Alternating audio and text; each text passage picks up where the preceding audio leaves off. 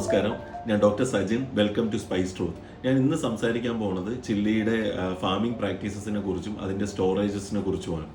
ശരിക്കും ഗുണ്ടൂർ മാർക്കറ്റിൽ നിന്ന് നമ്മളൊരു 10-15 കിലോമീറ്റേഴ്സ് ട്രാവൽ ചെയ്ത് കഴിഞ്ഞാൽ നമുക്ക് ഒരുപാട് ചില്ലി ഫാംസ് കാണാൻ കഴിയും. ഇവിടെയെല്ലാം നല്ല രീതിയിൽ പെസ്റ്റിസൈഡ് യൂസ് ചെയ്യുന്ന പ്രാക്ടീസസ് നമുക്ക് കാണാൻ പറ്റും.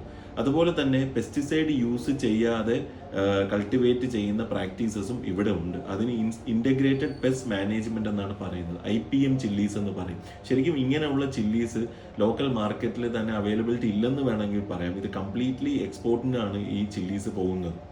പിന്നെ അത് ഞാൻ പറയാൻ കാരണം എന്ന് വെച്ചാൽ ലോക്കൽ മാർക്കറ്റിൽ വാങ്ങിച്ച ചില്ലീസ് ഞാൻ ഗവൺമെൻറ് ലാബിൽ ടെസ്റ്റ് ചെയ്തപ്പോൾ 2 ടൈപ്പ് പെസ്റ്റിസൈഡ്സ് ആണ് അതിൽ കണ്ടത്. അതിൽ ഫിപ്രോണിൽ എന്ന് പറയുന്ന ഒരു ഇൻസെക്ടിസൈഡിന്റെ പ്രസൻസ് ഉണ്ടായിരുന്നു. ഈ ഫിപ്രോണിൽ US എൻവയോൺമെന്റൽ protection agencies human carcinogen C കാറ്റഗറിയിൽ പെടുത്തിയിട്ടുള്ള ഒരു ഇൻസെക്ടിസൈഡാണ്. US ഗവൺമെന്റ് കംപ്ലീറ്റ്ലി ബാൻ ചെയ്തിട്ടുള്ള ഒരു ഇൻസെക്ടിസൈഡാണ്. ഇനി ഞാൻ പറയാൻ പോകുന്നത് ചില്ലിയുടെ ഹാർവെസ്റ്റിങ്ങിനെ കുറിച്ചാണ്. ചില്ലിയുടെ ഹാർവെസ്റ്റിംഗ് പീരീഡ് എന്ന് പറഞ്ഞാൽ 5 to 6 months ആണ്. അതായത് ഒരു ഡിസംബർ ടു ഏപ്രിൽ മെയ് കാലഘട്ടത്തിലാണ് ഇതിന്റെ ഒരു ഹാർവെസ്റ്റിംഗ് നടക്കുന്നത്. ബാക്കിയുള്ള ടൈമിൽ കൂടുതലും ചില്ലീസ് സ്റ്റോർ ചെയ്യുന്നത് കോൾഡ് സ്റ്റോറേജസിലാണ്.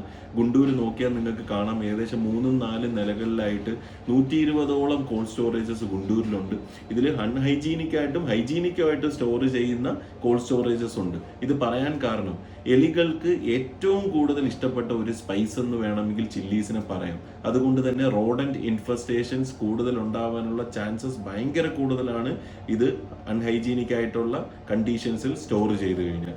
അതുകൊണ്ട് എല്ലാ സ്പൈസസിനെ കുറിച്ച് ഞാൻ പറയുന്നത് പോലെ ചില്ലീസും നിങ്ങൾ വാഷ് ചെയ്തിട്ട് മാത്രം യൂസ് ചെയ്യുക. പൗഡർ ചെയ്യുവാണെങ്കിൽ നിങ്ങൾ ഇതിന്റെ സ്റ്റെമ്മ് റിമൂവ് ചെയ്തിട്ട് മാത്രം പൗഡർ ചെയ്യുക. കാരണം പെസ്റ്റിസൈഡ് റെസിഡ്യൂ ഏറ്റവും കൂടുതൽ ഉണ്ടാവുന്നത് ഈ സ്റ്റെമ്മിന്റെ ഏരിയയിലാണ്. Thank you.